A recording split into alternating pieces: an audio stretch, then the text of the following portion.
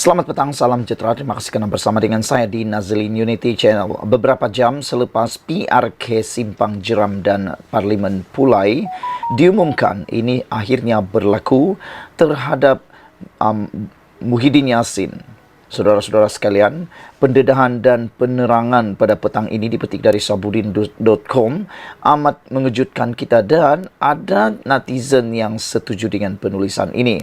Mereka kata sudah tiba masanya Muhyiddin Yassin pula yang memikirkan untuk meletakkan jawatan, memandangkan kekalahan ini adalah di kawasan atau di negeri Muhyiddin Yassin sendiri, dan lebih teruk lagi, kata netizen, adalah kekalahan ini berhampiran dengan kubu kuat Muhyiddin Yassin. Jadi mereka bertanya, sekiranya ini berlaku, mungkinkah Muhyiddin juga akan boleh tumbang di Parlimen Pago kalau Muhyiddin bertanding hari ini? Sudah banyak kali gagal, kini masa untuk Muhyiddin berundur telah tiba. Satu perkara yang tidak boleh dinafikan berikutan kekalahan Perikatan Nasional dalam 2 PRK di Johor semalam ialah bertambahnya lagi koleksi kegagalan Muhyiddin Yassin selaku ketua gabungan tersebut. Meskipun ada cubaan menutup malu kononnya, kekalahan itu adalah kelemahan atau kekalahan bermaruah lantaran undi Perikatan Nasional bertambah, manakala undi Pakatan Harapan berkurangan. Tetapi dalam apa juga perlawanan di dunia ini, kalah tetap kalah walau dengan perbezaan satu undi. Dengan itu, tiada hukum untuk memaruahkan kekalahan Perikatan Nasional itu dengan apa juga selimut yang semata-mata untuk menutup kegagalan yang makin bertimpa. Kegagalan pertama Muhyiddin ialah gagal membawa Perikatan Nasional memenangi PRU 15 lalu, di mana gabungan itu hanya beroleh 74 kerusi parlimen berbanding Pakatan Harapan sebanyak 82 kerusi. Kegagalan dalam PRU 15 itu disusuli pula dengan kegagalan kedua, iaitu gagal menubuhkan kerajaan melalui cubaan mengumpul akuan bersumpah atau SD, termasuk dengan mencuri sokongan sejumlah kecil ahli Parlimen Barisan Nasional. Hakikatnya, kegagalan itu lebih menyerlahkan kerakusan Muhyiddin untuk berkuasa tanpa menyedari di bawah undang-undang anti lompat parti telah diluluskan di Parlimen. SD secara peribadi oleh mana-mana ahli Parlimen sudah tidak terpakai lagi. Pokoknya, macam mana Muhyiddin nak jadi Perdana Menteri buat kali kedua jika undang-undang dalam negara pun gagal difahaminya? Kemudian, apabila Yang di-Pertuan Agong memanggil semua ketua parti untuk menubuhkan kerajaan perpaduan, disebabkan tiada mana-mana pihak beroleh majoriti secara sendirian, Muhyiddin dengan sombong dan ego menolak titah murni baginda itu. Berikutan enggan menyertai kerajaan perpaduan dan semua parti lain setuju, maka termenjadilah Perikatan Nasional sebagai pembangkang. Manakala Barisan Nasional yang cuma ada 30 kerusi parlimen berjaya menjadi sebahagian daripada kerajaan.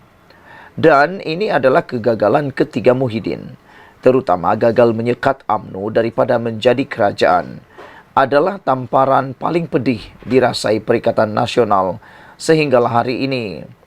Seorang pemimpin bersatu pernah berkata, jika bukan Muhyiddin mengetuai Perikatan Nasional ketika itu, kemungkinan besar hari ini Perikatan Nasional adalah sebahagian daripada kerajaan perpaduan sebagaimana yang telah dititahkan Agong.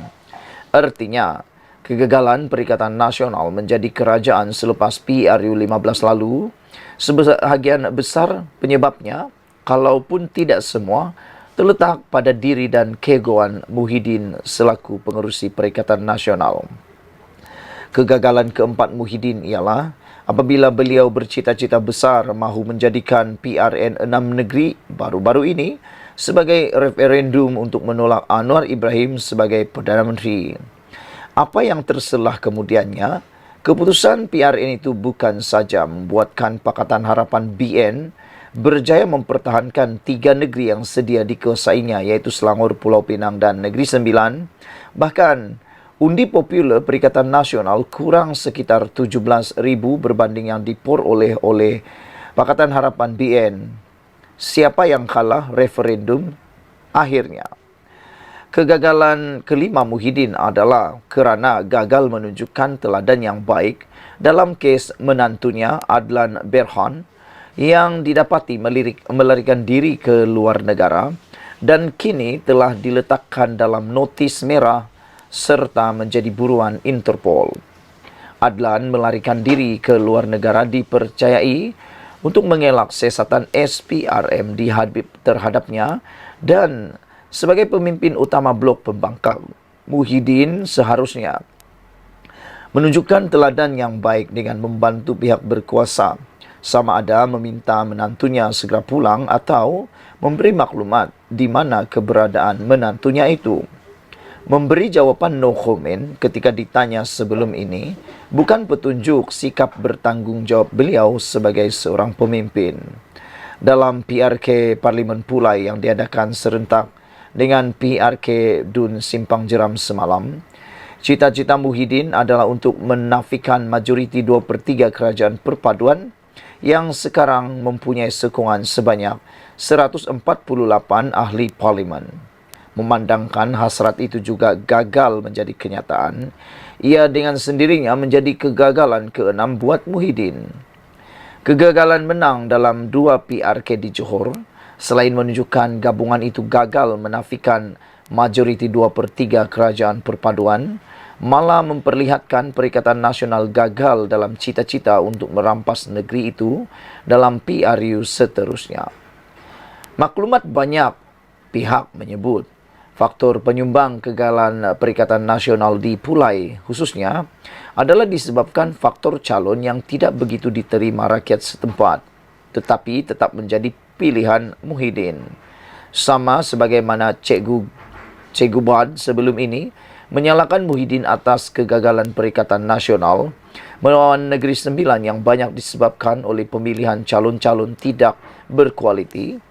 Keadaan yang sama sebenarnya berulang lagi di Pulai.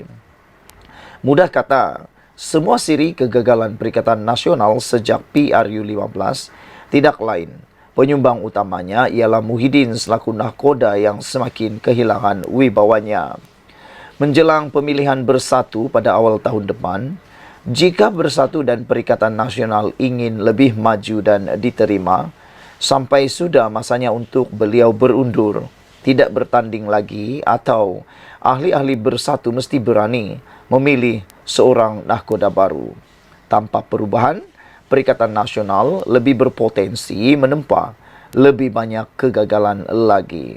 Ditulis oleh Sabudin Hussein, 10 September 2023. Sekian dulu untuk kali ini. Jangan lupa tinggalkan komen anda, tekan butang subscribe. Kita jumpa lagi. Bye-bye.